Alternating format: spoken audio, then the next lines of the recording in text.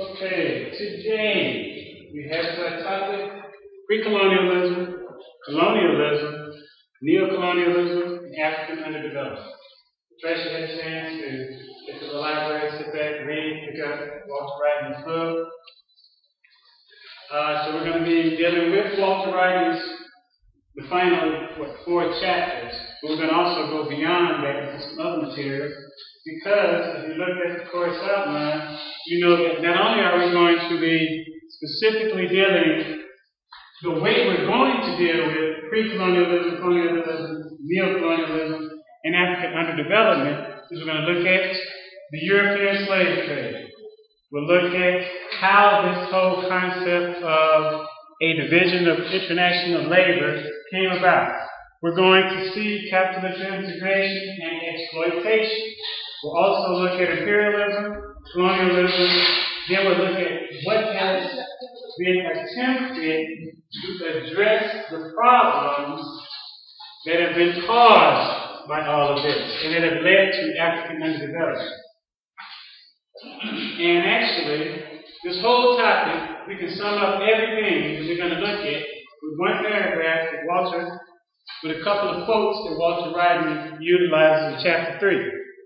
He starts, the first quote is, British trade is a magnificent superstructure of American commerce and naval power on an African foundation. And this statement was made by Ambakisye-Okang, and he says this in 1745. And the second quote that Rodney gives us states that if you were to lose each year more than 200 million livres, the French currency, that you now get from your colonies, if you had not the exclusive trade with your colonies to feed your manufacturers, to maintain your navy, to keep your agriculture going, to repay for your imports, to provide for your luxury needs, to advantageously balance your trade with European Asia, then I say clearly the kingdom would be irretrievably lost. And this is Bishop Maury, and he's talking about France in 1791. Now those two quotes, one from 1745, one from 1791, basically can help you understand international trade and where Africa fits into it today. They're describing the 1700s, but nothing has changed when you look at the basic economic arrangements. And remember, a couple of weeks ago, we went to Amos Wilson, and he tells you that an economic system is a culture. It incorporates everything that's about a people. It didn't change the economic system. The economic system has not been changed. And we're going to see that as we get into more detail with Rodney and some of the other works we have. Because we looked last week at pre-colonialism, what society was like. Now today we're going to specifically get more in detail in colonialism and neo-colonialism, and we're going to look at that part of pre-colonialism where the change begins.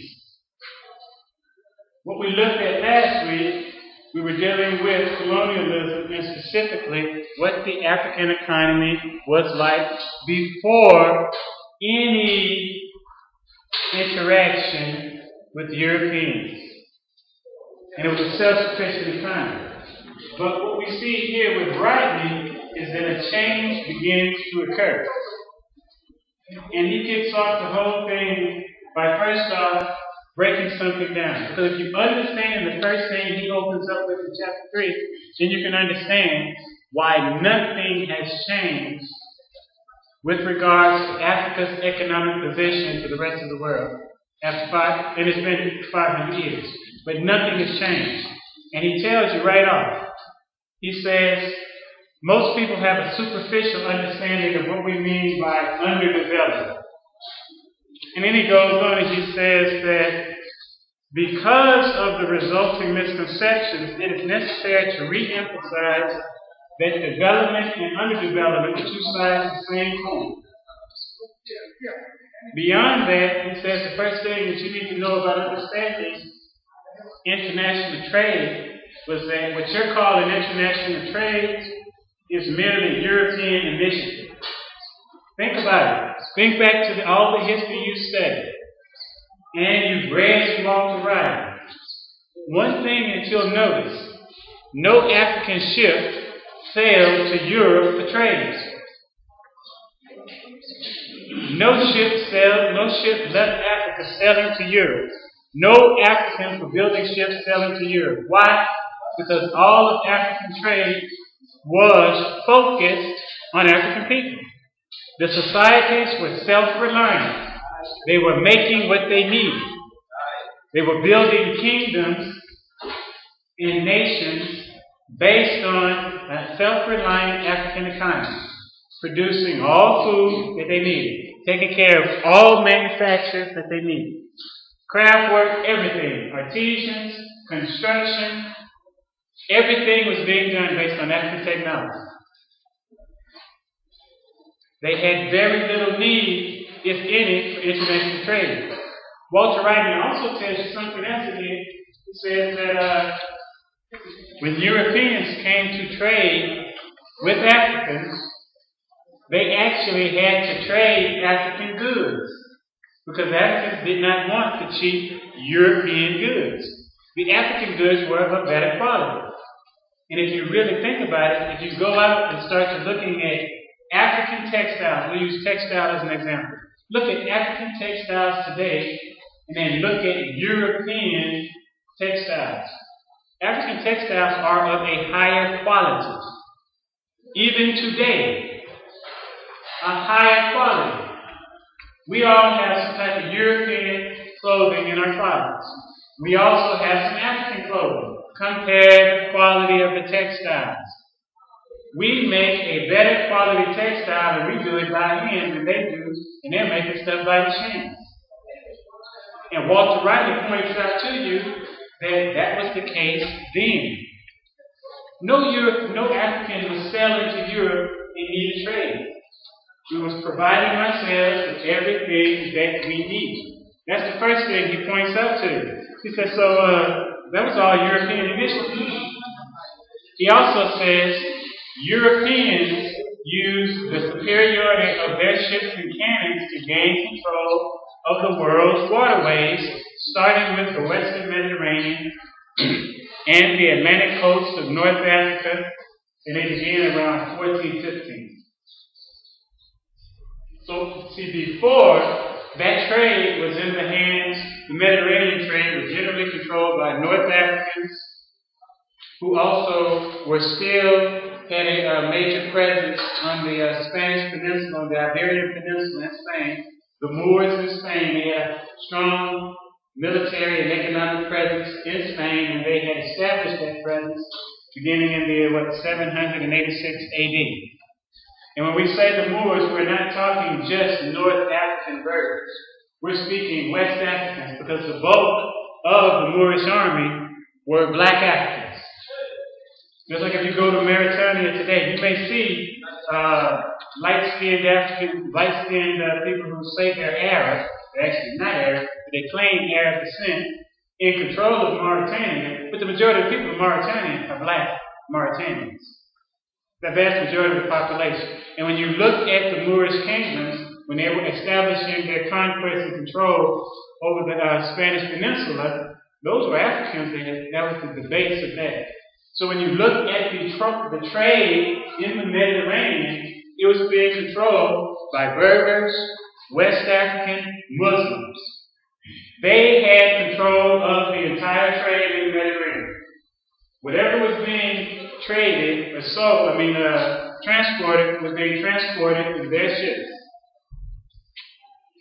A big part of that trade was being conducted with the interior of Africa, Western Africa, Eastern Africa, across the Sahara through the Saharan trade. So in 1415, when the Europeans were setting out all of the trade is being controlled by whoever was the power around that waterway. So right around the Mediterranean waterway, North African Muslims. The Muslims in Iberia, or what you know as Spain. If you go to the Indian waterways, all of the trade is in the hands of the Indians. They're controlling that trade. The Europeans use their military specifically. Where they had an advantage was in the ships per se. Because when you look at the early European sailors, all of the navigators of the European ships were African Muslims. The Europeans, they couldn't find their way on the open sea. When you look back in history and you look at, it tells you about Columbus, Columbus's navigator was an African. Columbus learned that there was a continent on the other side of the Atlantic from African maps. And this isn't hidden. This is all written in books. This is all history. So at this time, that Walter Rodney begins with, the trade is then being controlled by whoever controls that particular area. When you look at the internal trade of those goods that were leaving Africa and were ending up in Europe, that trade was being controlled by whatever African nation controlled that particular trade area. So your gold was in the hand of Africans. The gold trade was being further controlled by Africans. And so this is what Walter Rodney is pointing out when he kicks off that chapter. That he says, from the beginning, Europe assumed the power to make decisions within the international trading system. What you're still calling international trade today was nothing more than European trading interests. Everyone else their economies were self-sufficient. They didn't need to import food, they grew their own food. Their militaries were self-sufficient. They were making their own military weapons. Even though the Europeans were developing the gun at this time, they were still losing on the battlefield to African armies. And the African armies were predominantly using cavalry and navy. You had amphibious warfare. When you look at Songhai, you'll see that the Europeans actually learned amphibious warfare from the Songhai Empire. Askia Muhammad, once he comes to power in this Songhai Empire, one of the things that he continues is the naval tradition established by Soni Ali Bear, who becomes basically the founding monarch of the Songhai Empire. And they had an amphibious navy. The Germans learned amphibious warfare from Askia Muhammad, from the Songhai when they came into that region. As explorers, as missionaries, whatever. That's where they learned that. So the African militaries were self-sufficient. They had excellent commanders, excellent generals, and they were easily capable of defeating the Europeans.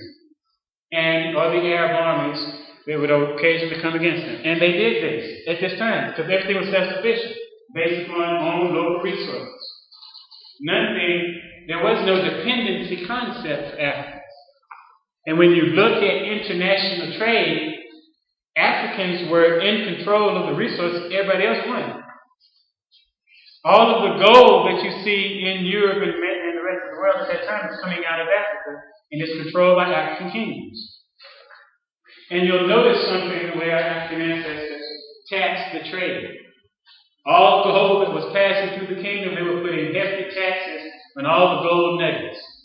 So they were supporting their governments with the international trade by having heavy government involvement in the economy, in the international economy, putting a major tax.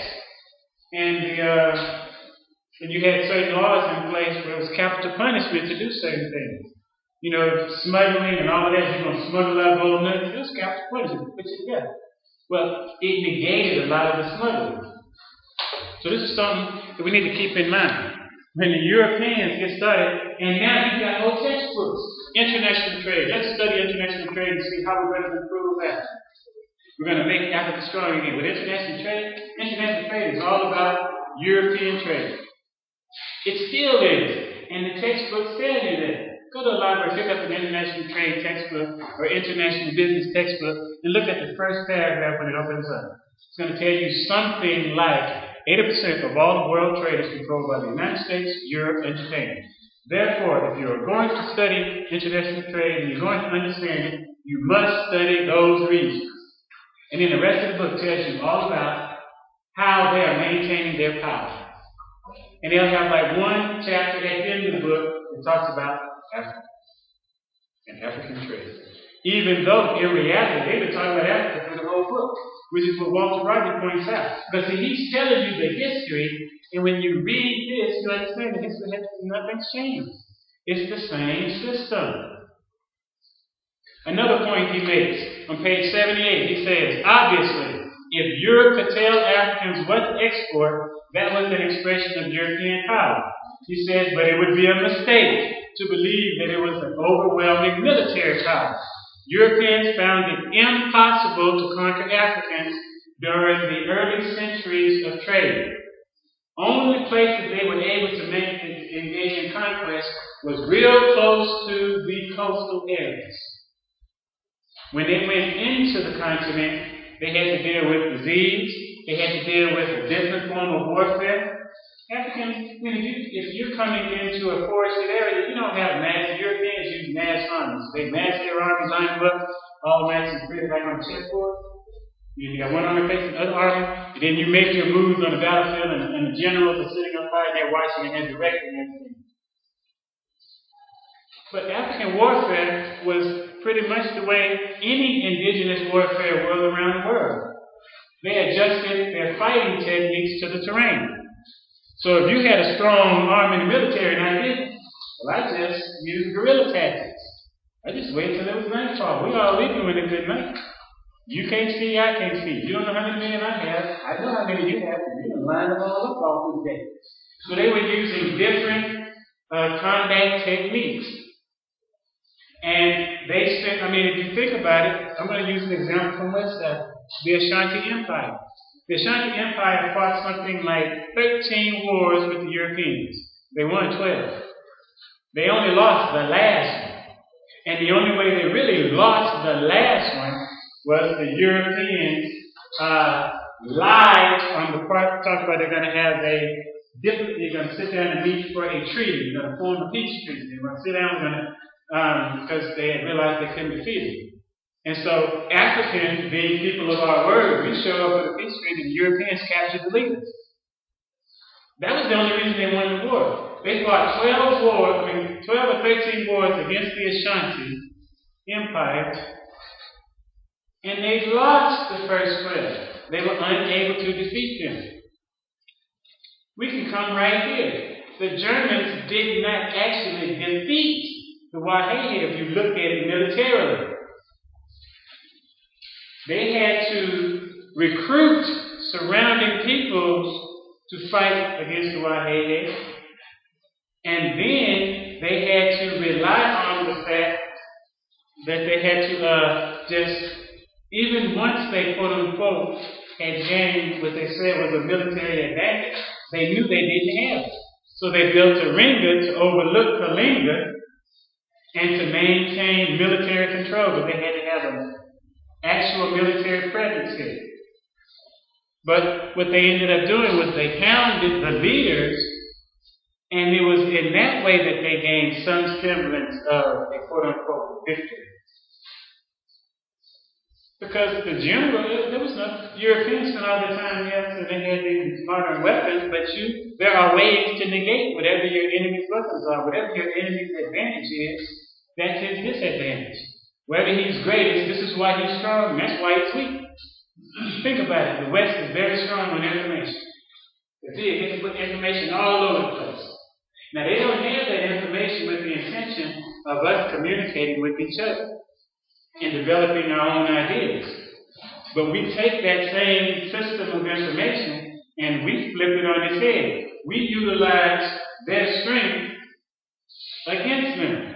Because whenever someone's strong, whatever's making them strong, that's what's making them weak. And the Europeans use that tactic against us. Most of our nations were either kingdoms or empires and they were pluralistic societies. So you might have, just like Tanzania, you might have 120-some different people all under one government. We have natural pluralistic societies. Hence, we have the natural systems of democracy. Because you got so many different peoples, we believe in a democracy. Everybody's got to have their voice. We can see it from the traditional level all the way up. So the Europeans looked at what made us strong as a people and turned that against us.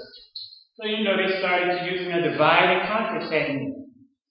So that people who originally hadn't had any reason for hating each other, suddenly the Europeans were utilizing whatever little big piece of petty information to turn one group against the other group.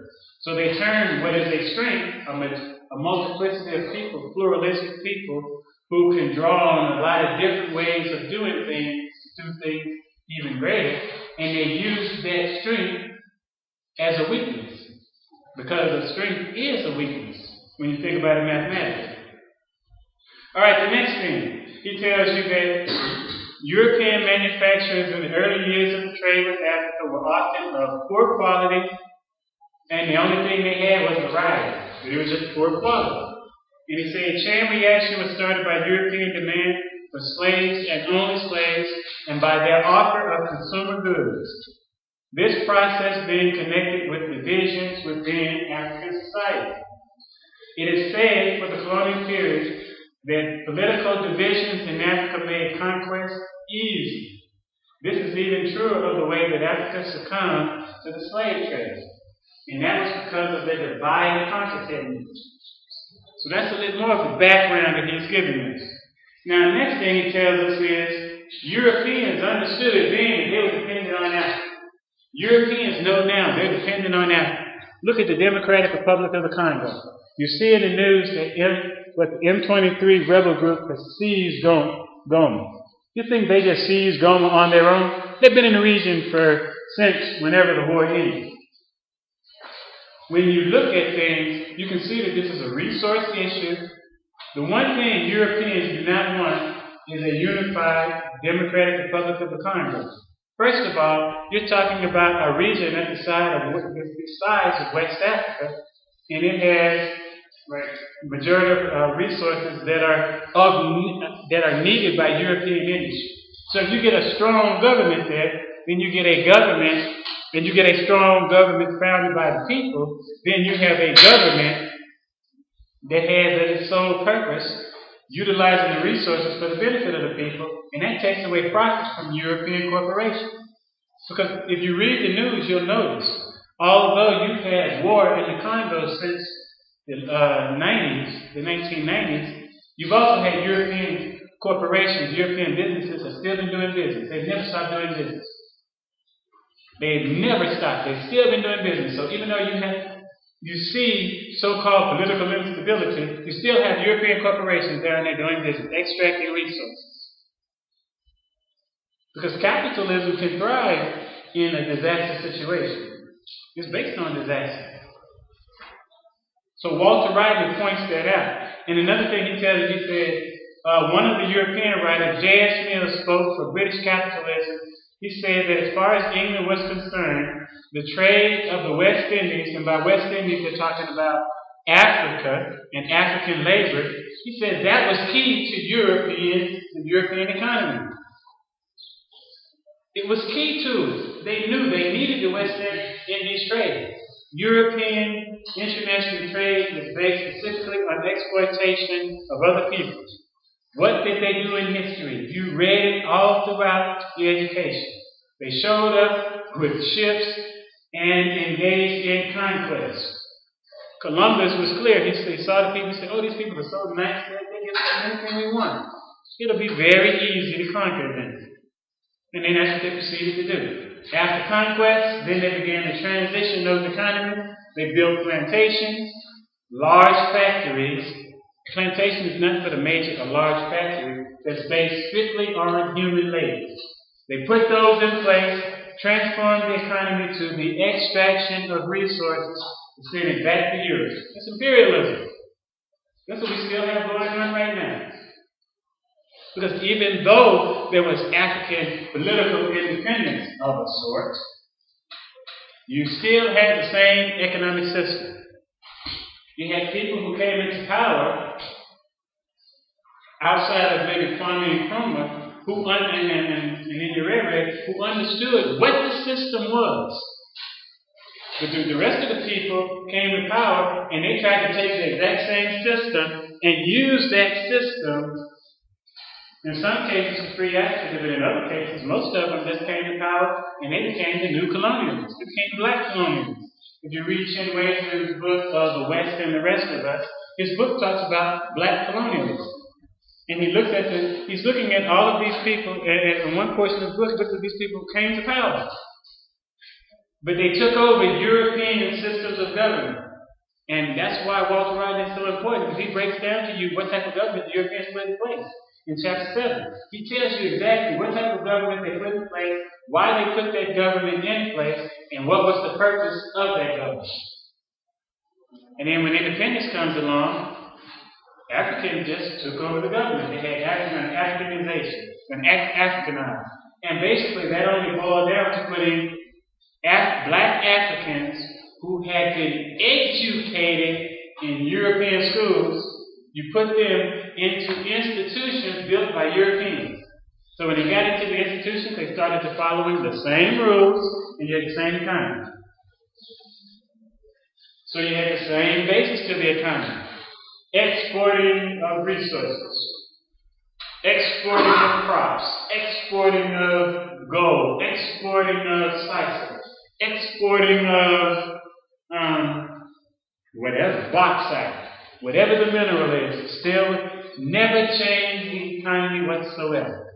Remember, before Europeans, we had a self-sufficient economy centered on the domestic economy. After the Europeans, we had a dependent economy centered on international trade. When the Europeans came in to colonize, they had to force us into their economy. Now we think that there's never been any other, we don't even know because of our misreading of history that there was any other way of doing things. So we sit still and we think that this is the natural way things should be. But all we have, we're just about 40 years into following a system of economics that was forced on us. You can't a rapist can't come in and rape a person, and then you're going to turn around and think you're going to take something from the rapist to help the rapist person.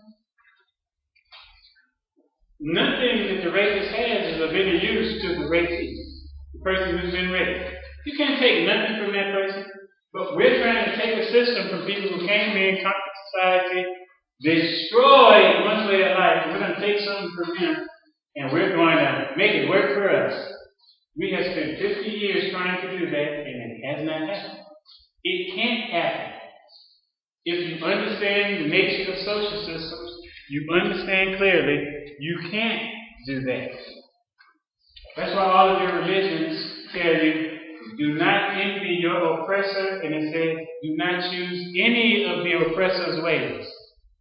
Nothing that the oppressor has is good for you. You know that old statement that said, some European scholars and Africans trained and who've accepted the European line will tell you that, yes, colonialism was bad, but it did bring some good things. No good came from colonialism. Absolutely nothing. If education, they say, well, they brought us education. We got educational systems. Oh, like we didn't teach ourselves before colonialism. We had systems of education before colonialism. Nothing good came from colonialism, and you can understand that when you understand the nature of an institution. What is an institution? It's a relationship. An institution is a power relationship. Institutions are how you decide you're going to work with people. You're going to interact. That's what an institution is. So if I got an institution that's based on beating you and shooting you and smashing you into the ground, that's a certain way we're going to interact. If I got an institution where every time you come in, you pass through that door, this is our relationship. I tell you to assume the position. You bend over, I kick you in the butt. That's an institution. How can you take over that institution and go help yourself? You can't. Institutions are about power. So what has happened, we took over their institutions, and their institution was against us. It's anti-African. Every institution that they have is anti-African, so it can't be an African interest. And this isn't something that's new. Amilcar Cabral told us this in Getting South. Kwame Nkrumah told us this. Marcus Garvey told us this. Wally Munyerere told us this. You still have his books floating all around, and 3 of them. If you read all 3 of those books, he's telling you the same thing. You can't do it. You can't. And he went so far as to point out that you cannot have African freedom doing what we're doing right now. We're having an entire class in English. Now, whose language is English? Because remember now, a language, I'm learning Kiswahili, and I notice something. When I get ready to speak Kiswahili, a whole different mindset takes over. Because the language shapes how you think. You ever notice when you get ready to speak in a language that you're not used to speaking in, you have to take a deep breath, and then you start to thinking. Martin Luther pointed out, he said, you're not going to have, and there's an African proverb, so you can't use the oppressor's language to free yourself. Yeah? That doesn't even make sense. It don't. How are you going to take the same vocabulary of the rapist to free the raped person? You can't. The rapist vocabulary is based on a certain way of thinking. Same thing with language. Hence, Martin Luther, and I noticed in one of the newspapers I left in the office that someone had just passed here in Tanzania, and he was the architect of Tanzania speaking Kiswahili. You know that this is the only African country where an African language is the national language. And what do you not have here? You don't have internal strife. Well, you know, people might kind of get upset or whatever. But in all the other countries, national language is French. What are people doing all the time? Fighting each other. National language is English. What are people doing all the time? Fighting each other. There's a connection. And if you go to the library and sit down and study linguistics, you see the connection. So you can't take any of the oppressor's way. You can't take anything that the Europeans put out and think you're going to use that and it's going to help you. It ain't going to happen. You'll be another 50 years trying to change things. Walter Rodney points this out. I should not have been able to come in and start teaching at a university in Tanzania. Shouldn't even been able to do it. Unless I spoke Kiswahili fluently for instruction. Walter Rodney tells us something else. But now I read, the reason that point is important is specifically because when he says, this is something Karl Marx pointed out. Marx went on to point out that what was good for Europeans was obtained at the expense of untold suffering by Africans and American Indians. You do realize that the current global system, which has Africans dependent, is very good for Europeans. If we all hopped on a plane and we flew to America, I can show you how good it is for white folks. We just go around, look how good they do. And I can show you where they go buy their food, and you can see where it's from. I can show you their favorite gas, and you can see where the key ingredients come from. The current world system is good for Japan. It's good for the U.S. It's good for Europe. It's getting good for certain Chinese countries. It's good for Malaysia, certain Malaysians. It's good for those people. Why in the world do you think they would want to change that system? Because that's what you're talking about.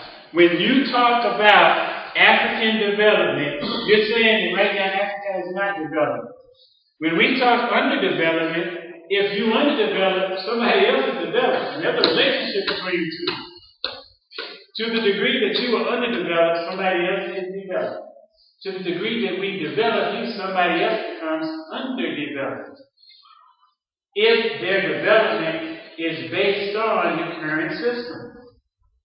To the degree that you build African political, economic, and social power is the degree that you take away economic and social power and political power from Europe. Remember what Walter Rodney told you. Everything that you call international trade, everything that you call international law, that's not the European law. Laws are made by people to protect some interests of somebody in that people. All of African customary law is designed to protect the interests of the group. I am because we are. The European law is designed to protect the interests of some particular class. International law is European law. When you start sitting down talking about international law, that's what you're talking about European culture, European customs, European ways of thought. You even have to go and learn the European languages to study the law. How many law classes do they have that talks about the customary laws of Tanzania? Do they have any? How many of the customary laws of Tanzania are part of the national law? See, when they took over the colonial structure, they took the laws too. Took the whole system.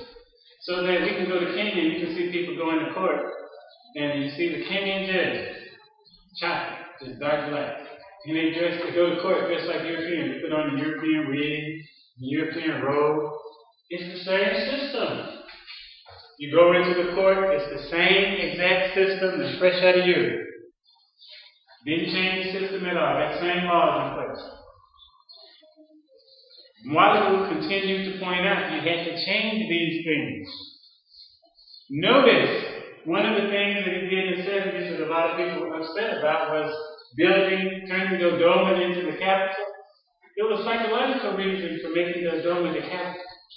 Not just that it was the center of the country, but if your capital is Dar es Salaam, which was a slave trading depot and is tied into the world capitalist system, and that's your government, you bring along all that baggage with you. Independent people, when they build their own governments, when they develop themselves, they build their own capital cities, and those capitals that they have built are based in their culture. They're laid out according to their cultural rules. That was the reason for that. Because that was heading towards the road for actual African development. First thing every colonial government should have done when African people took control of them was burn all of the colonial centers to the ground. Lagos should have burned it to the ground. Dar es Salaam should have burned it to the ground. And now you might look and think that's crazy, but that's the African way of doing things. Go back and look at African history, pre-colonial history, and see what happens every time a new ruling group comes to power in an African kingdom. They never ruled from the capital of the group that they replaced. They burned it to the ground and then built a new one elsewhere. So there's a spiritual and a psychological and a mental reason for doing that.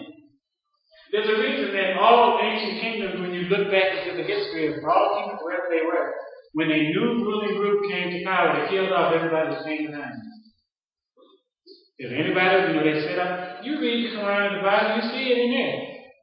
They say when King so-and-so became king of Israel, first thing he does, to consolidate power, he seeks out every last body who was in the family that he replaced and killed them all. What does Shaka Zulu do when he claims the throne of the Zulu? Before he built the empire, first thing he does is the person that they said was going to be king, he killed him. Then he wiped out everybody else that was connected with that person. But he didn't follow the rule completely. Because he left his aunts and all of them people who were against him, he let them live. And what did they do a few years later? Assassinated him. See, African politics, when we study our traditional politics, it tells us something. When you come to power, the first thing you do is kill off everybody who was over you. That makes sense because if you think about this seriously. Go read the European book, Machiavelli, The Prince. The Prince said, when you come to power, you can't be leaving nobody who was in power before you. We want to be nice. I know it's in the African tradition. We want to be nice and treat you well. That's not good. Because if you had power, you had money, and you had wealth, and then suddenly you don't have it, are you just going to be sit back and be happy to be poor? No. You ain't going to sit back. You're going to start plotting how you're going to get money. See, if I ever took power, I'm killing off everybody who don't like me, that I know don't like me, then I'm killing everybody that I think don't like me, then I'm killing all the other people that I think they might one day think that they don't like me. And then I still won't be happy. That is your paranoid dictator. But see, that's the philosophy underneath that biblical proverb that says, envy not your oppressor and choose none of their ways. Because if you choose any of their ways, you're bringing all of that baggage with you. Remember, they oppressed you. They killed you. They raped you. They beat you into the ground. Walter Rodney points it out. Let's think about enslavement. All across the continent, we had enslavement.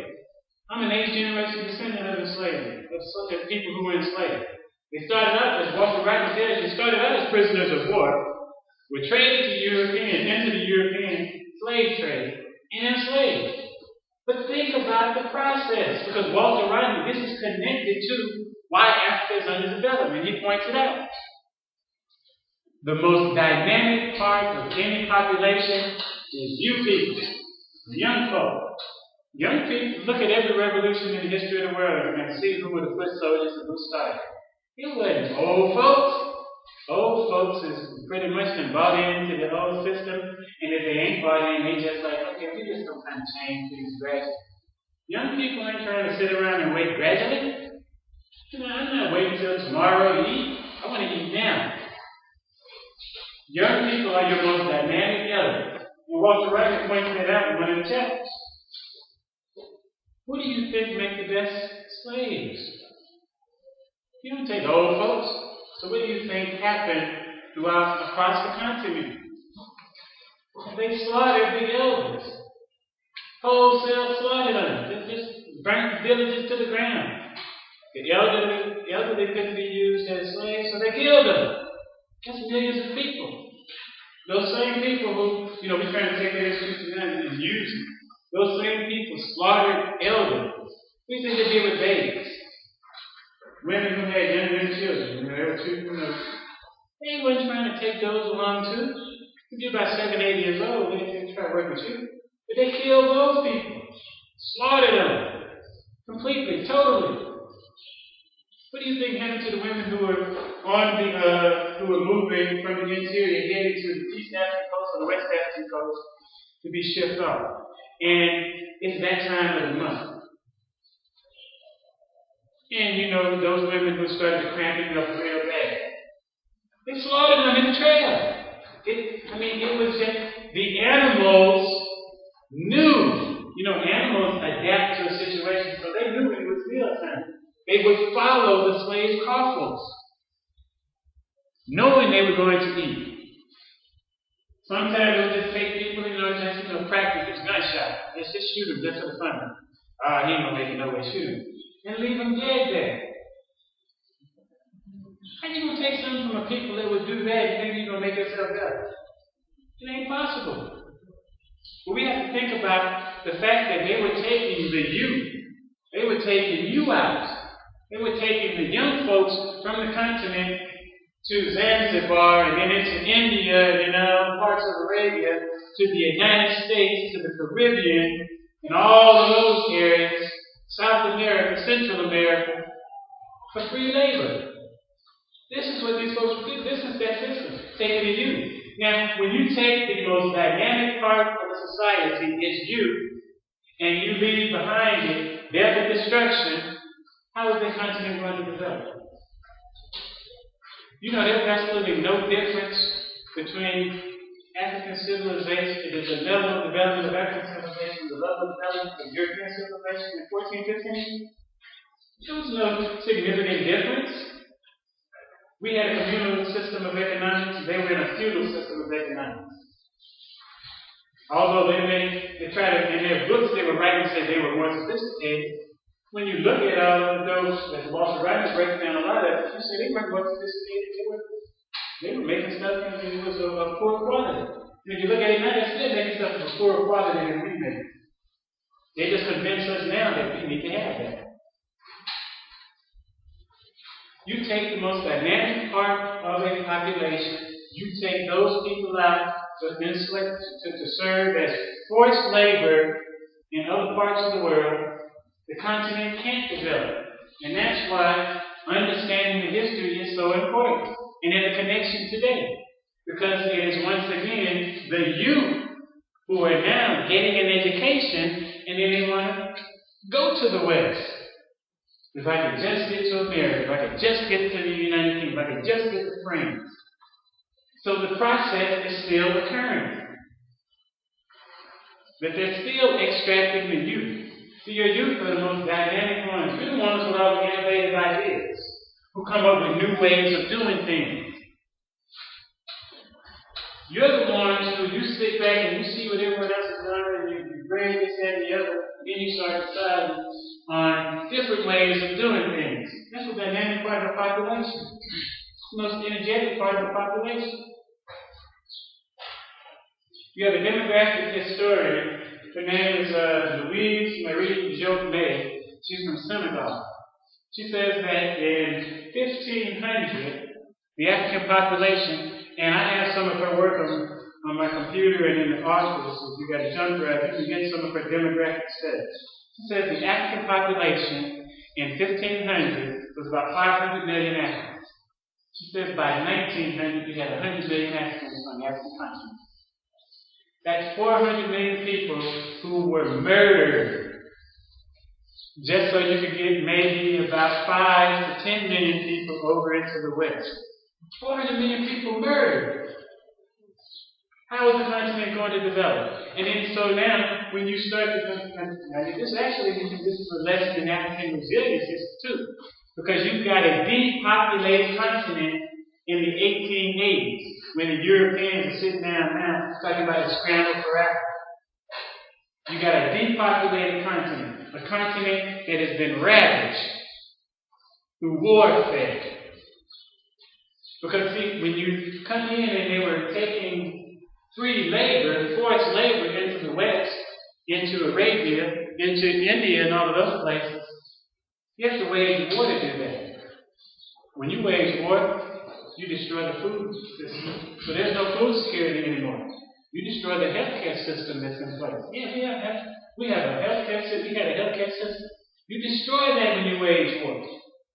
Those are two key areas. You destroy the ability to provide shelter. When the war goes on, people start fleeing. They have to. They're trying to stay alive. So now you've got pregnant women with a baby in the arm, a baby in the stomach, a baby on the back, and her little children, and she's out there running for her life. How are you going to maintain a family in that situation? You've now got a whole social structure that's destroyed. So even though you have all of this going on in the late 1800s, the Europeans still couldn't just walk in and take over the continent. Look at Tanzania. Most of the people here like it in their Kusa. They know and they tell you their oral traditions that they migrated into Tanzania 400 years ago. What do you think made them leave West Africa 400 years ago and end up in East Africa? Slave trade. Start looking at the migration patterns of every people in Tanzania today who weren't here 400 years ago and start seeing where they came from. Why do you start finding the same people in Malawi? You see them in the DRC, you see them in Angola. Why would they migrate? You just get up and start walking just for fun across the continent? No. Look at the history. So how can a continent develop when you've got massive internal migration? You've got a destroyed food system for the most part. Food security, non-existent. Because the whole entire social system has been eradicated. If you ever wondered how many people who were around where the entire people got wiped out, you know the different ethnic groups that are completely wiped out during that period. No longer amongst us. See, every day we need to stop. Every day we should just stop as an African people to pay our respects to all of those who died during the Ma'af. In the United States, in the West, they don't refer to the slave trade as a slave trade. We definitely don't call it the African slave. It's a European trade. But it's referred to as the Ma'afa from Dr. Marimba Ali. You know Ma'afa, the Swahili term, suffering. A great suffering. It's a Holocaust. That's Holocaust proportions. I mean, the Jews, only about 6 million Jews. We lost 400 million people. And we still are losing people.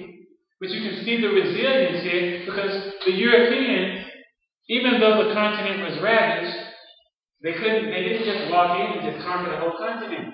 Not at all. They still had to fight. They didn't spend from maybe 1900 to the 1960s in total control of the continent. There was still resistance movements the whole time. People, we have been fighting for the past 500 years. We ain't never stopped. Why? Because the people that aren't free want to be free. Walter Rodney keeps pointing this out, people. He breaks it down for you. He does it from a Marxist perspective, but he breaks down a lot of good information on what really was occurring. Alright, so now let's look at chapter 4. He says, and in chapter 4, all we want to look at, one of the most important things, he says that this is not an African trade. Walter Rodney goes to the links in that first chapter to point out there was no internal African slave trade. No African economy was based on slave labor. No African society had a word for jail. Didn't have a word for jail because nobody ever went to jail. We had built into the traditional African social system, if somebody falls out or starts to doing something that's wrong, we build in systems where the entire group brings that person, and one, I'm forgetting the ethnic group that does this, but if somebody starts doing something wrong, everyone within the village will get together with that person and sit the person down. And nobody tells that person, oh, you've done bad, you've done this, you've done that, you know that this is a horrible person. Instead, everybody in the village tells a story of something good that person did. And by the time they finish it, because everyone in the village tells a story, by the time they finish, that person is in tears. Because that person, nobody had to tell that person is horrible. That person can listen to all the good that they've been told and realize that they're screwing up. And that's how we bring people back in line. We don't build jails and clam people up and say, okay, now do that. So most African society didn't have a word for jail. Start looking at the different languages and the words, and they'll tell you the origin of the words. Yes. They do some excellent work at the Kiswahili Institute over at the University of Dar es Salaam. Start looking at the history of the language, and you start to see that's a lot of words we don't have concepts for it. And Walter Rodney points out that this was a European trade. Africans were taken as forced labor and put to work without pay until they died in European plantation factories. And when Europeans decided that it was too expensive and cumbersome, they didn't get out of the trade in enslaved Africans because they were humanitarians and they wanted the best for Africa. They got out of it because their economy was changing. They were going from a slave labor-based capitalism, mercantilist capitalism, into a factory-based system. They didn't need enslaved Africans because they had thrown all of the Europeans in Europe off the farms, so those Europeans no longer had any farms to work on, so that was all the labor they needed for their factories. So they didn't get rid of the slave trade because they were concerned for our well-being. Oh, because once they said, okay, we can do this whole slave trading business, then they sent in armies for colonization. I mean, they didn't leave at the end of colonization and say, well, you know what, the Africans are ready to self-govern. No. They just say, okay, we're going to let them take over our old government and we're still going to have the in place. Your oppressor never does anything for you. If I'm a bully and I'm kicking your butt, I'm going to keep kicking your butt. I'm not going to be like, oh, well, I'm just so happy. I'm just going to stop. Why should I? I get joy from this. And so now you're talking about an economic system where you got a group of people whose whole way of life is dependent on us as Africans being completely and totally disorganized and ununited. They depend on us not reading. In the United States, books are everywhere. Black people don't read, for the most part. Over here, we come to school, we come to university, and you come into the classrooms, and nobody has books. And so you depend on the person. Now, whose education system is this? It's the British. And whose interest is this type of system? The British do this and British. They don't do. You go to, I was reading the newspaper article that said it's 15,000 British PhDs. 15,000. That's all. They have an entire education system in Britain designed to make sure that their people are dumb. And it works. Think about it. You got a handful of wealthy people in that country in control. You don't want a smart group of people. You want dummies. A dummy is easy to control. It is. You can work a dummy and you give a dummy one day off. And the dummy is so happy. Oh, you're so good to me. You gave me a holiday. I'm going to go to work today. Their whole way of life is dependent on African underdevelopment. Not development. No. Go back and look at history. When Africa was a world power, guess who wasn't a world power? Europe. During the classical era of African civilization, from 10,000 BC all the way up to the end of the Songhay Empire, when we were wealthy, Europe was piss poor. To borrow an old American concept. They was dirt poor.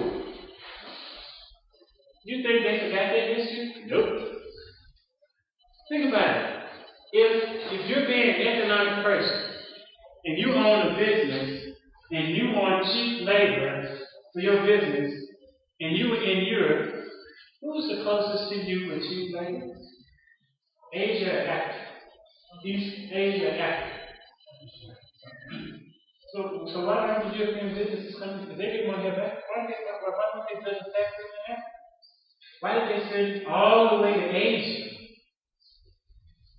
African power is a threat to European power, and they know this clearly.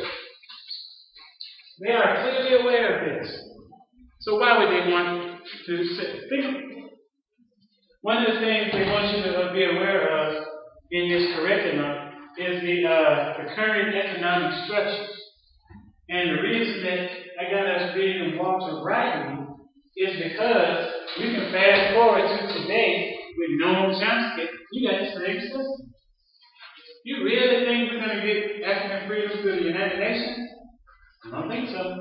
The Europeans set up the United Nations 16 years before they knew.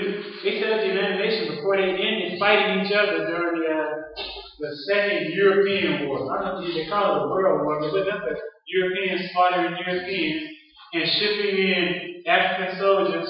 The United States taking Africans from the U.S., Britain taking Africans from Tanzania and the rest of its colonies, the French taking Africans from the rest of its colonies, sending them to fight in the European War. And what they were fighting over was the spoils of war. The control of the African continent. Because that's what they pretty much colonized. You'll notice they didn't colonize Japan.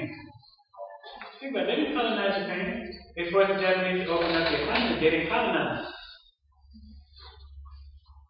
Look at the history of China. They didn't exactly colonize China. They didn't colonize. They colonized the Vietnamese, the French did. They didn't colonize the majority of that region. When they came after, they did the whole continent. That's what you buy. Why? Think about it. It's not that they were racist and they hated you. Racism is nothing more than a system for protecting somebody's power. Anybody can be racist. Because first you got to have power to be racist. See, me hating a European is not the same as a European hating me. European, he got power. So he has the ability to act on that. Me, I don't. I don't have power. So I can run around all day long talking about I hate my business, don't make nobody man. Because it's not equal. Not equal. Racism is really a means for protecting power. Don't be fooled by the Chinese. They can be just as racist. Once they get into a position of power over you, then suddenly they start coming up with all kinds of theories. We are superior to the African. Blah, blah, blah, blah, blah, blah. Right now, the European, think about it. The European theory of racism came after they attained economic and political power to justify it. But we get caught up on the symptoms. We start hating, we start focusing in on the symptoms, and we miss the big picture. Don't nobody care if it's Christianity and Islam. The European and the Arab use the religion for the same purpose. Power. No Arab and no European ever practice Christianity. They can't. You cannot practice Islam and participate in slavery. You can't do it. Can't do it. You can't be Christian and engage in colonialism and exploitation and militarism. You can't be Christian and do that. Now, think about it. Think about what the religions teach. Can you do with the people you see what people do? Can you really be a Muslim and then go out and step around yourself and kill all those people? No. Those folks are not practicing a religion. You know who practices Islam and Christianity in the world? He ain't African. We actually practice the religion. We do. Because we are a spiritual people, we actually practice the religion. And I think sometimes we just miss.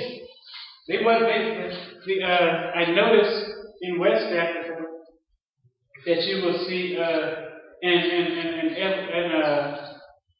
Edward Wilmot Blyden, he wrote a book back in the 1800s, and you can find it in the library, and it's called Christianity, Islam, and the Negro Race.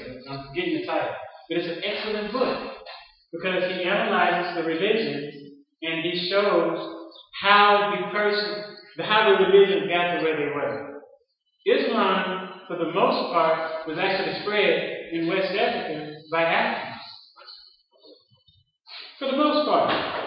And it was adapted into the cultures, for the most part, so that Africans retained that sense of maintaining national independence. Matter of fact, if you go to West Africa today and you call the West African practicing Islam and the Arab, it's naked. Especially if they're in certain countries. I was having a conversation with a Nigerian, he said he noticed it. That they don't hold any identifying characteristic with the Muslims in Saudi Arabia for the most part. Some countries they kind of still try to do it, some they don't. Yes. Sorry, sir. I have a simple question. What about the which you are trying to acknowledge there? I tried to go through the ingredients about the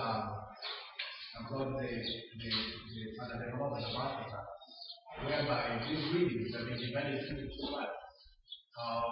These are concentric views, whereby what are reading is also among them and capitalistic. We see that as these, once we try to go through this and concentric views, it's among the points which I try to explain out.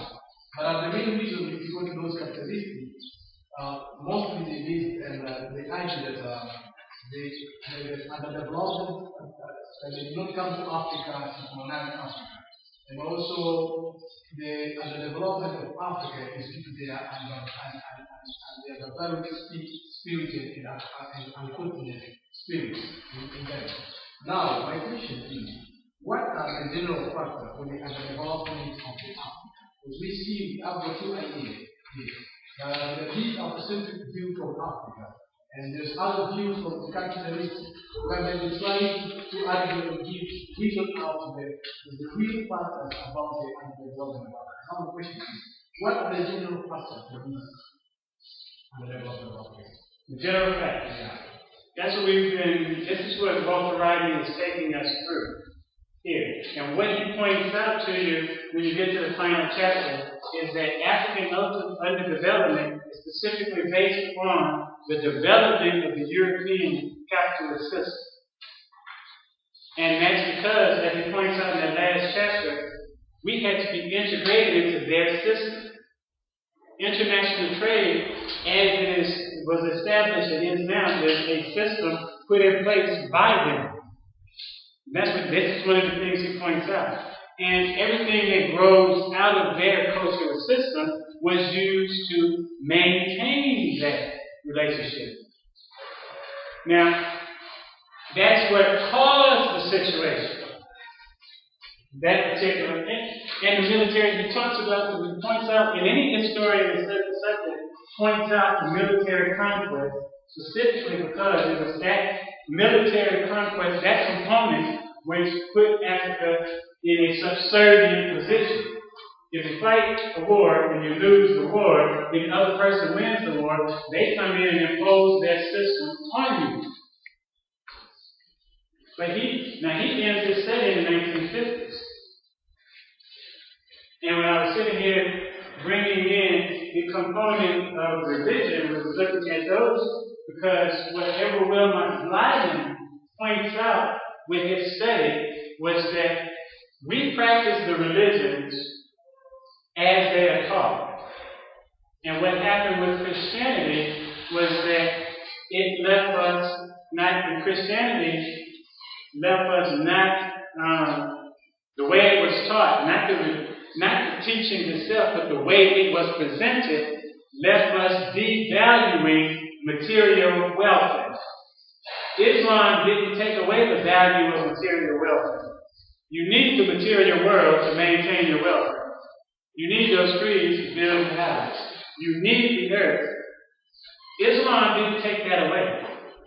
But Christianity, the way it was taught by the missionaries, specifically did that. It devalued the material component of life. And so this is another aspect of it that we're getting in. Now, why is the continent still underdeveloped? Well, that's why I mentioned the 10 ways of peace earlier. Because we had the institutions that are European institutions that were put in place to maintain European power. Walter Rodney gives you a breakdown of why that is in chapter 5. The colonial system was designed to integrate Africa into the global market system. That's the whole point of that system. So they put together the police force. They put together a tax system. And they started taxing huts. They started taxing, not huts, so they started taxing African houses. They started taxing livestock. They started taxing crops. But the tax was different from, you couldn't pay the tax the way we were used to paying taxes. See, before, in an African system, you could utilize whatever was the African means of money, or you could utilize the good itself. The Europeans needed to integrate us into the capitalist system, so they used a money tax. But think about it. Africa is self-sufficient at the time. When the Germans came here, this area, the Wahede, was self-sufficient. Their whole economy was based specifically on producing everything they needed. So now if you've got a conqueror over you with a gun, and he's putting taxes on things and tells you, oh, wait a minute, you can only pay the tax in money, you are going to have to now figure out a way to obtain money. So we were forced into doing that. And how did you get money? To go and work as forced labor. I know some folks will say, they'll tell you, some of the scholars will say, well, colonialism has brought a road system in Africa. But look at the road system in Africa at the time of independence. And you're going to notice that that road system only serves to facilitate the extraction of African goods from wherever they were located. So that the roads that the people are using that are well traveled would all be dirt. But a road that might be going into some place where there are no people is paved. The entire thing that they put in place was designed to build those roads. They used forced labor. And on occasion, they would pay people for that. This was a way to force Africa into that system. And then to convert the crop growing situation from one where you're growing crops to feed the community to one where you're growing crops to export. And Walter Rodney gives a brilliant breakdown of that in the chapter. And then he also tells you, he says that you have private companies, private businesses, today you call them corporations. Those were the ones who were involved in Africa during the slave trade. Those are still businesses. Just because they didn't call it a corporation doesn't mean it wasn't a corporation. And if you go and read some of the older political science books, the economic studies books, they explain those businesses just like that. Because they were government-sanctioned businesses. They got a charter to operate from the government. Where does a corporation get its charter from? Some government. All the Europeans did was update an old system. And so now you have corporations back here. Corporations love corporate mercantilism, but they don't want governments involved in the economy. Yes. So if it's the case where the countries led for independence are still developed compared to the countries which is independent, for instance, if we take the South Africa, they still have this cooperation which we talk now, but they still developed compared to the countries which are yet independent. Who developed the country of South Africa? Was it black South Africans or Afrikaners? Who still controls the South African economy right now? Even though you have black South Africans in position, who actually controls the economy? The Afrikaners still. You have a scholar in the U.S., Dr. John Howard Clark, in 1994, right before Nelson Mandela was elected. He said that Nelson Mandela can win the election, but it's not going to change the situation of the black South Africans. And it hasn't. If the situation had changed, you couldn't have Americana today. You couldn't have the striking farm workers who are striking right now today. The system didn't change. Now, South Africa is actually similar to the United States. You had a settler colony. You had the Dutch and the Boers coming out of Europe settled in South Africa. You had the Europeans coming out of the United Kingdom and Germany and other parts of Europe settling in the U.S. and building up a particular country, in the case of South Africa, in the midst of people who were already there, and building an economic system and putting it in place, and a political system and a military system maintaining itself. South Africa was classified as a developed country and a nuclear power until they elected a black president. Then, before they elected the black president, they dismantled the nuclear weapons they had. That was an accident. But the economy is still controlled by Afrikaner businesses. 80-something% of the land is still controlled by Afrikaners. This isn't hidden. It's written right in the Business Weekly. You go get any Business Weekly that studies South Africa, and they tell you who owns the land. Zimbabwe originally intended to take the land back from the white Zimbabwe farmers before they did it in 2001. They were originally going to do it in the early 1990s. They held off from doing it because they didn't want to do anything to cause a delay in the release of Nelson Mandela and black South Africans taking over the government. So they delayed the situation. That's a little bit of history that folks kind of miss. So when we say an economy is developed, what are we saying? Remember, Walter Rodney tells you underdevelopment is part and parcel with development. In order for the South Africans to be developed, the Afrikaners to be developed, the rest of the population has to be underdeveloped. And it is. Afrikaners control majority of the land, majority of the businesses. And the rest of the black South Africans don't.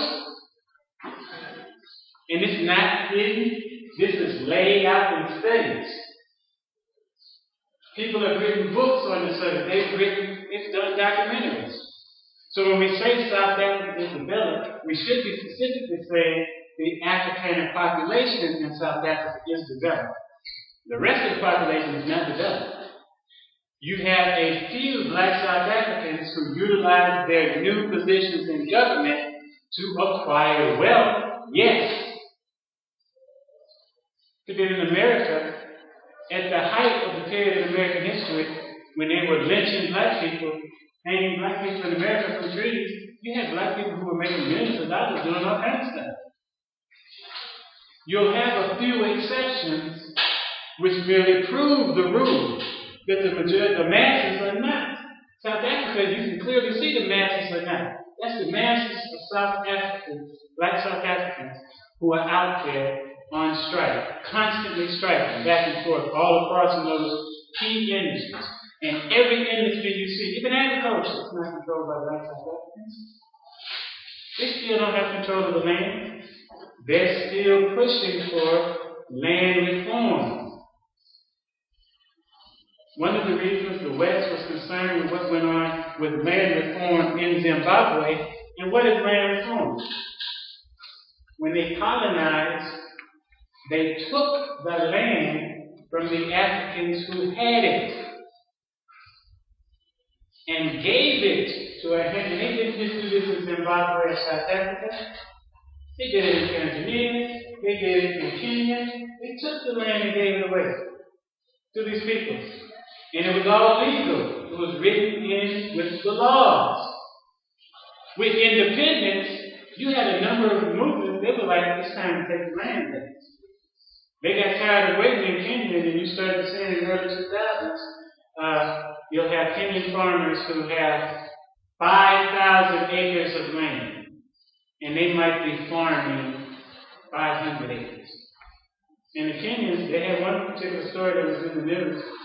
So, the people, I don't remember which ethnic group, they were in the area. They told the person, they sent them a message, said, you need to leave. They kept sending them a message, you need to leave. That land is not yours. He refused to leave, so someone found him dead. And then you started seeing a lot of the situations you see in Kenya is based around land. Even though the media focuses on political instability and its ethnic strife, in reality, these are people still trying to take back their land. In Zimbabwe, the government came to power with Mugabe in the early 80s. And they were like, if we are going to develop Zimbabwe, we've got to write the land issue. And then the British said, no, hold up, what do they do? Then they start saying, no, we're going to pay these people enough. The British were supposed to have paid the Zimbabwe farmers, white farmers, not the Zimbabwean government. The British reneged on the deal, and then by 2001, Mugabe was like, just to hell with it. He just went and started taking land wholesale. And then the West said, Mugabe's bad, he needs to be gone. They started vilifying him in the West. Before then, they weren't vilifying and talking negatively of him. Now the concern in the West is not with South Africa, with the maritime miners, or any of the miners, raiding the farmers. Their concern in the West is with the white South Africans. Because they don't want the black South Africans to do what the white South Africans did or were doing. One of the fears of Europeans is that should Africans come to power, attain power, they'll start to thinking like, yeah, I think what you did. Pay that. Because that in their philosophy, that's what they would do. In African history, we don't do that. But we learn. But we don't do it. If you look back at African history, at the early there's a book that's called When We Rule. And it documents the entire history of African control of the world.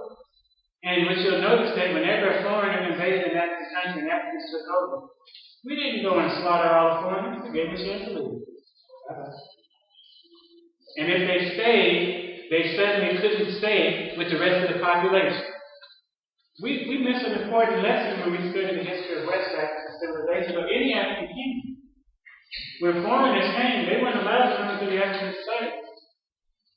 They weren't. Look at COMESA, which was the capital of the Ghana, Empire of Ghana. COMESA was two cities, separated 6 miles apart. In between, all the common people lived. One city was the whole government and economic structure. Then in the other city is where they kept the Arab traders. Now, the ruling class in Ghana were Muslim, but they weren't cohabitating and living with the Arab Muslims. No. And the reason for that was because the Arab Muslims had a particular mindset towards the traditional African religion, and in the Kingdom of Ghana, the majority of the kingdom, the people were still practitioners of the traditional religion. But we also, you'll see that they separated economics from them, so that they maintained control of the economics. You kind of miss these important lessons. So, yes. Can the country be under the development stage or development stage just because of having some system or country development? Just because of having its own way? Makes the economy. An economy is developed and underdeveloped based upon the state of its people. If all of the needs of the people are met, then the economy is developed. If the needs of the people are not met, the economy is underdeveloped. We right now think that South Africa and the United States are developed economies, and yet the majority of their citizens' needs are not met. And that's because we've been given the definitions from their textbooks and written in there. Their textbooks define development in a certain way. The reason that learning to think is so key is because you first go to the definitions.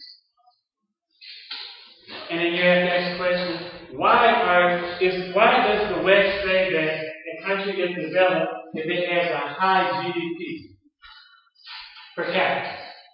Which means they divide up the total amount of goods and services produced in the country by the number of people. And so since in America, the GDP is like $30,000, they say, well, America is developed. When in reality, the average American doesn't make $37,000 a year. Especially the average black American doesn't make that in America. It makes something like 22, 23. But in those same first, so to come back to the question, that's what makes a country develop or underdeveloped. Are you satisfying the basic needs of your people? And is the way that you're satisfying them sustainable over time? Not how many. The Ethiopian economy has been growing by 8-9% for the past decade. But the average Ethiopian is still poor. The economy is growing, but the people are still poor. So we can't even use how these countries are measuring development. Can't use it. It don't work. That's an entire economic system was specifically designed to give everybody a reason for believing that it's right for a small group of people to control the majority of the society as well. In the West, they celebrate greed. We don't think about it like that because it's taught as you're celebrating somebody's accomplishments or achievements. But in reality, if you got a person who's got 1 billion shillings, you got a person who's got 1 shilling, and we're celebrating the one who has 1 billion and is all sitting in banks and he's just relaxing, we're celebrating greed. We are not celebrating achievement. But that's what really makes an economy develop. What really makes it develop is the satisfaction of the domestic needs of its people. You know one of the first things the Chinese did when the Chinese communists came to power, they kind of dismissed in history? They wrote a law. You're all lawyers, but listen to this law. Because China had such because since the period of European encroachment into China, they had a strong problem with food production. The Chinese wrote it into the law that they were guaranteeing at least 1 meal a day for every citizen. People, that's how you develop your people. You look at the basics. And then you start to developing your own internal industry to satisfy your own needs. And you will never satisfy your own needs with the international economy. That's not development. And that's why it is very, very important to have a strong grassroots system. I don't care what your perspective of belief system is, you better grasp history in detail. One of the reasons we kind of miss the historical lesson, because sometimes we forget to separate religion from how people view religion. I come from a family of Muslim and Christian. So it's like we just have everything.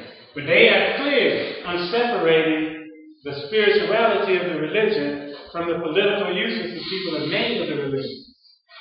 You got to separate those two things out completely. When we can do that, then we can start seeing things clearly. You see things very clearly. Very clearly then. Because you start going in and defining things clearly and succinctly. No country develops based upon a system that was designed to subjugate them. No country. Never has. And that's the point that we find in Walter Rodney, that he's pointing out in his book. But the situation has not changed. The last thing for today was look at the issue of decolonization. We've been talking about decolonization. And then all that really happened was we took over the colonial structures. But now, if you look at the organizations like the South African Development Community, COMESA, the AU, ECOWAS, East African Community, all of these things, you realize that these are just merely the new face of Neo-Colonialism.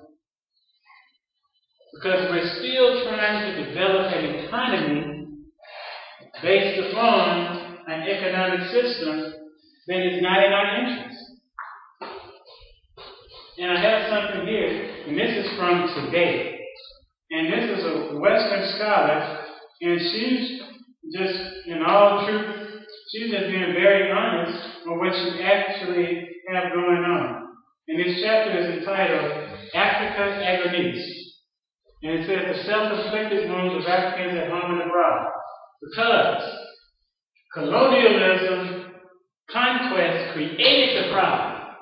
But they don't have to, ain't no European armies actually here in the country. But yeah, you hear a lot of talk about Afrikan and the United States setting up military command. They're not setting up a whole military. They're not setting up thousands of soldiers in the African continent because they don't have to. Because, see, now we've got self-inflicted wounds. And here's what we mean. We have leaders who have a lack of vision, no creativity, and they refuse to exercise self-control and common sense to reform their economy. We have to reform the economy. Leadership is not reforming the economy. We get people who get into government and then utilize the government position to improve their own, themselves and their individual families, not the entire group. So it's a self-inflicted wound. But that's self-inflicted from the education that we get. Because we get trained to think a specific way. Also, Dr. Wilson points out that he says we have no self-control. We engage in self-aggrandizing and self-defeating behavior. Self-aggrandizing is when we are going out and acquiring, things just for show. Everything is about the self. No self-control, self-aggrandizing. We have self-defeating behaviors. We say we want independence and we want to do for the people. Then when we get into a position, where we can, you can get into a government position and do for the folks. It just calls for you, once you're elected, you have to start changing the institutions. You have to reform the economy. Reform. When you reform something, it'll look the same. If we built the sand castle, and then you went and reformed that sand castle, it don't look like it did when you finished it. It's totally different. when you reform? Well, we haven't reformed the economy.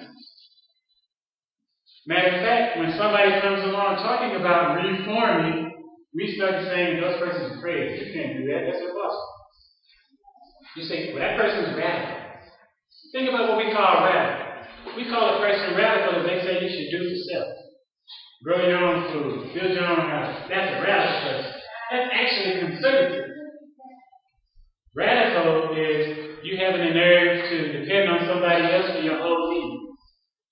Dr. Bobby Wright was a psychologist in the U.S., and he made a statement. If somebody else is controlling your food, your clothes, and your shelter, that is not freedom. You're a slave. And if it's an African nation, and some other nation is controlling the politics, and is controlling the economics, people, that ain't independence. It's just 21st century slaves. And I didn't bring the paper, but I was just reading, they were talking about, reading an article on the AU. And the title of the article is written by a South African, and he says, who controls the AU? Then he pointed out that African governments finance the internal running of the AU to the tune of $130-some billion US. But over almost $200 million is provided by foreign governments. So how can African Union actually be about African unity if it's controlled by foreign governments? It's not possible. Somebody else can control my life and then I say I'm free. That's not freedom. That's slavery. We just been told, we're free now. We actually can go and make our own choices. You're not free if you're not controlling your own thing. That means you have no power. And the key thing that God gave all of us, the desire to develop our own personal power. Alright, so that's some of the things. Then we got another thing that we got to deal with. We don't like to deal with these things, but we got a strong sense of being anti-African. We don't want to have anything to do with anything that even remotely looks African. And in reality, because now economics is based on identity. Economics is based on culture. If you hate your culture, how are you going to develop yourself economics? You can't develop yourself economically with somebody else's economic system because that's designed to develop them. So Dr. Wilson points out that we have self-alienation, we got self-hatred, and we have this in the leaders. We hate ourselves. We hate our own culture. And if your culture is the basis of economic development, for developing a country, how are you going to develop it? It ain't possible. Alright. Then he goes on. Now, that's a part of the problem. So you've got what was created in colonialism, then you got this. Then you got the neo-colonial situation.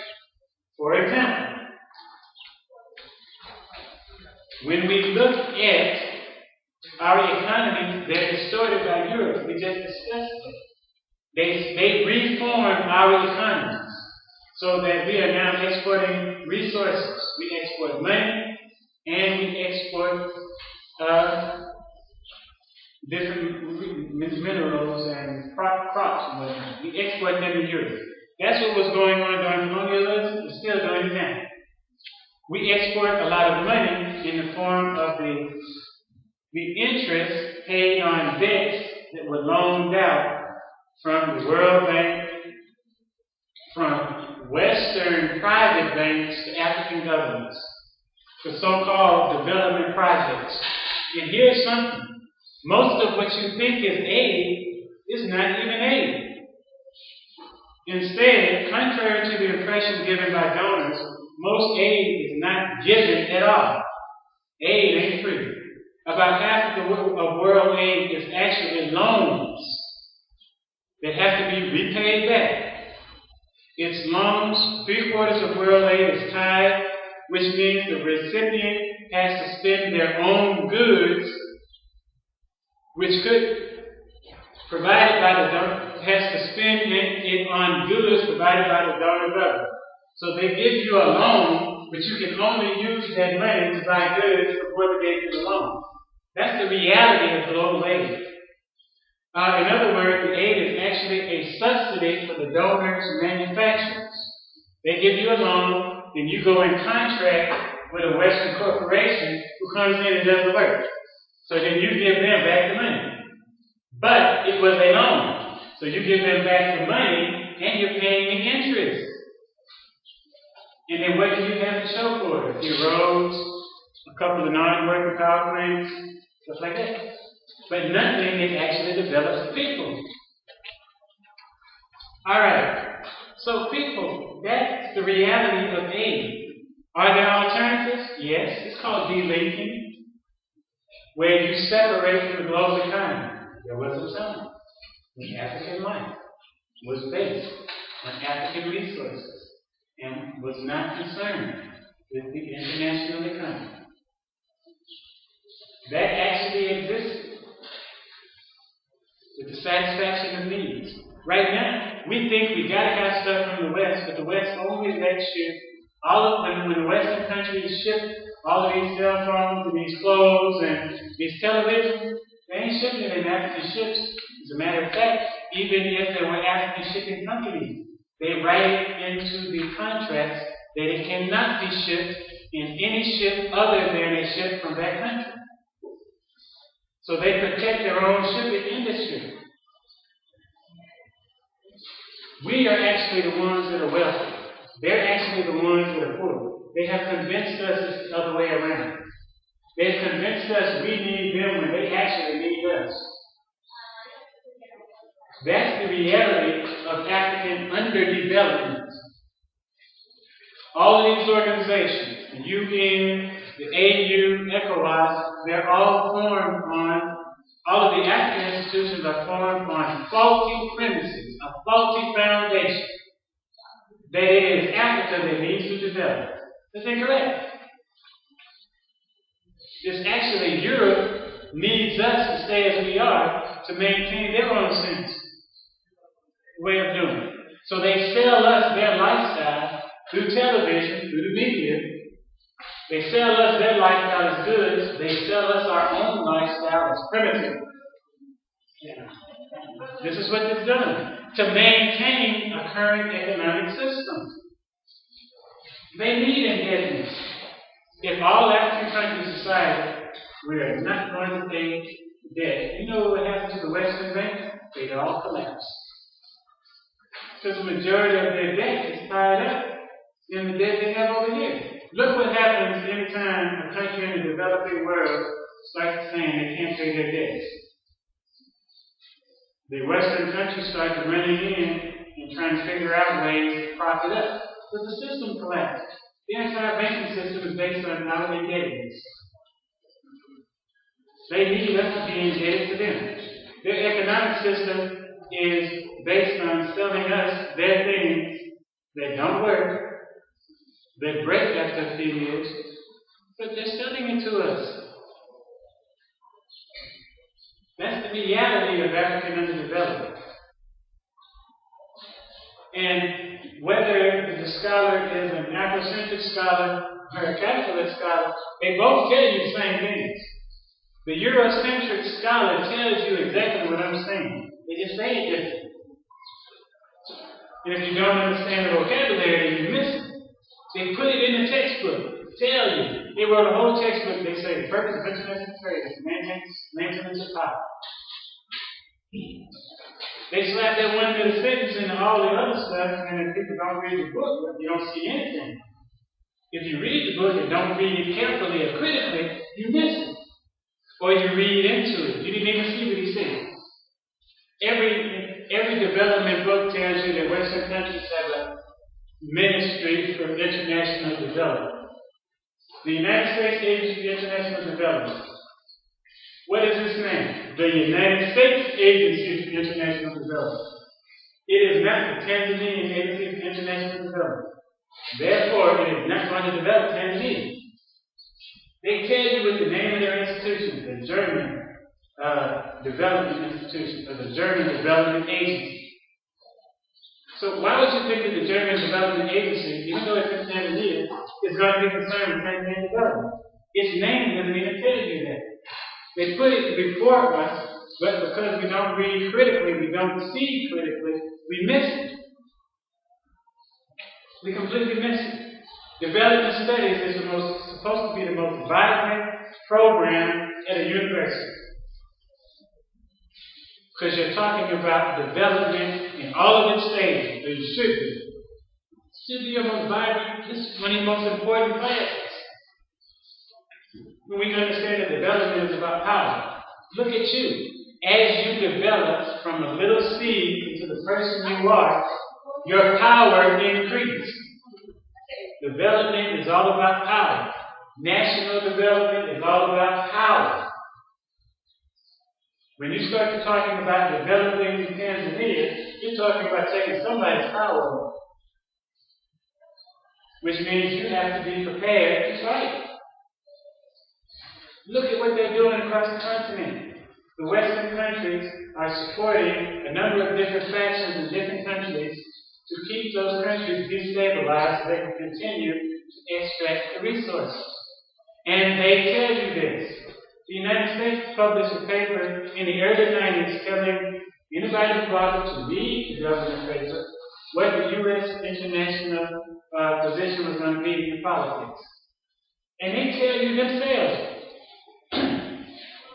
And when they get up on the news, they say, the Secretary of State always says everything about protecting American interests in Tanzania. They don't talk about protecting Tanzanian interests. They never have said that. None of those governments have ever said they were going to protect African interests. They'll tell you, in the business papers, they tell you, Africa is important for a Western business. That's what they tell you. Africa is a potential market. Potential market for who? They tell you these things. It's not even here. It's right there in the newspaper. It's just put there. We just have to not be able to see it. The British put together a wonderful system of education. Because education is key to underdevelopment. Remember, your most vibrant people are the youth. So if I don't teach the youth, or I teach the youth a certain thing, or how to do things a certain way, then the youth will be coming up with the ideas that transform their societies. The British system of education is marvelous if you want to continue to exploit people. It's based on memorization. It's called rote memorization. What do? Somebody stands before you and lecture for 2-3 hours. You write down notes. You memorize them, you take a test, give it back the answer. First time I had a professor who was trained in the British system, we like to have a fight. Because in the American system, depending on the education your parents give you, you're trained to think. My parents always trained me to think and ask questions.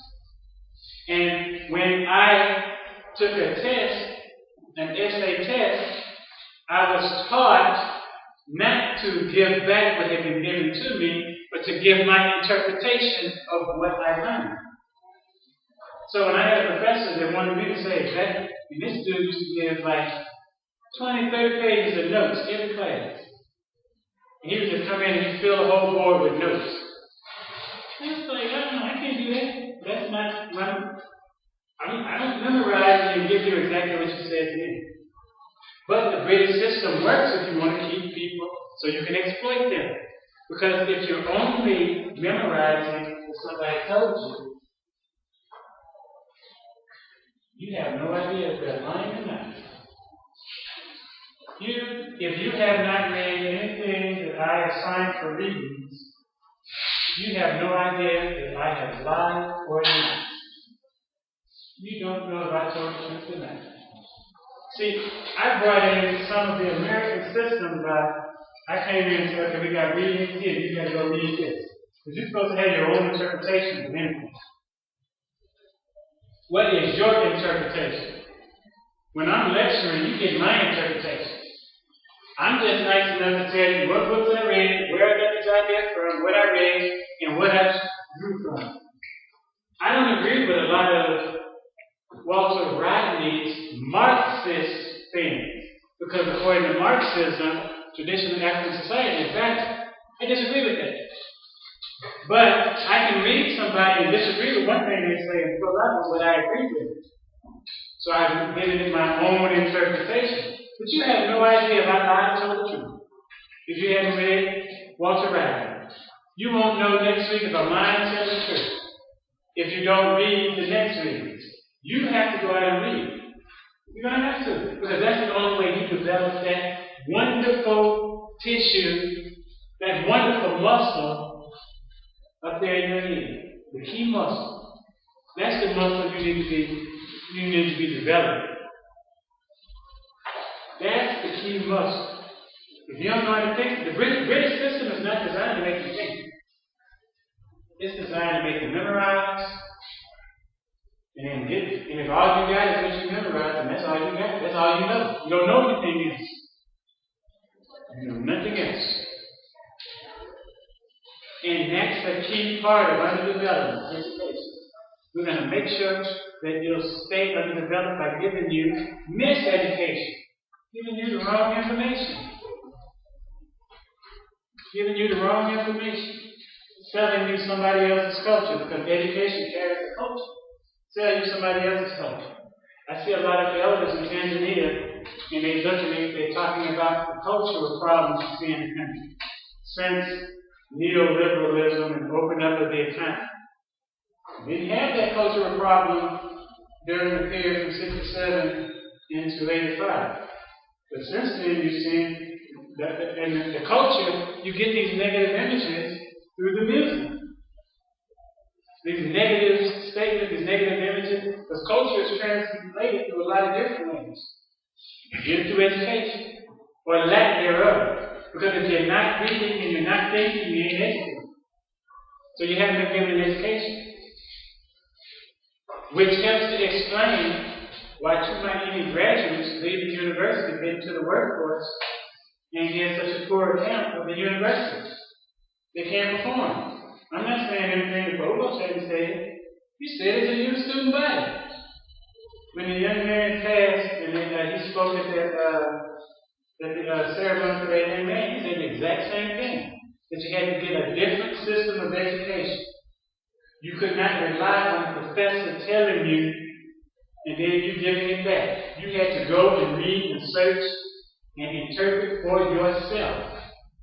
That's what free people do. What does your Bible tell you to do? When God doesn't say, here, you do what I say and that's it. God says, come on, let's reason together. If we're going to reason, that means I've got questions, and you better have some answers. That's what they tell you. It's in the book of Isaiah. Go read the book of Isaiah again. Isaiah, God says, come, let us reason together. And then God says, and see if I will not prove. God said, I'm going to prove it to you. Let's reason. It's in the Quran. Read it. Critical thinking is key to being the person that the Creator made you to be. That's why the provost has been talking about changing the educational system. You can't just depend on somebody telling you nothing. They'll lie to you, as has been done and will continue to be done. And that's the key element of development, people. The ability to think for yourself. Buddha, if you're familiar with Buddhism, Buddha has a quote. He says, don't believe anything because an authority told it to you. Don't believe anything because the person says they are religious and wise. Don't believe anything because somebody is rich and wealthy. He said, believe only what you have proven to be true. That's what you believe. But you can only do that if you can think. And you can only think when you change the education that you give yourself. Go out and think critically. Ask questions. Every sentence you should have a question. And you're going to have to read in order to know whether you're being lied to or not. All right, next week we will look at Samir Amin. Samir Amin he's Arab, he lives in West Africa, and his works are excellent because it breaks down, the book we're going to read is Maldevelopment. It breaks down the development issue, and he shows his solution is simple. He said you have to pull away from the global economic system to develop. And in the book that I put online for you, he tells you that. He breaks it down for you. But you're going to have to go and read the chapter that's due for next week, which is chapter Maldevelopment, the first 3 chapters. He tells you, chapter 1 is Africa's economic backwardness. Chapter 2, the decade of drift, 1975 to 1985. And chapter 3 is the crisis of the state. You have to go read that and form questions. Because if you just depend on what somebody tells you, you will never know if you're being lied to or told the truth. Education is not what somebody gives you. Education is what you give yourself. What did you teach yourself? What do you think about what you read? What do you think about what you heard? That's education. When you are a reasoner and you are thinking. Are there any questions?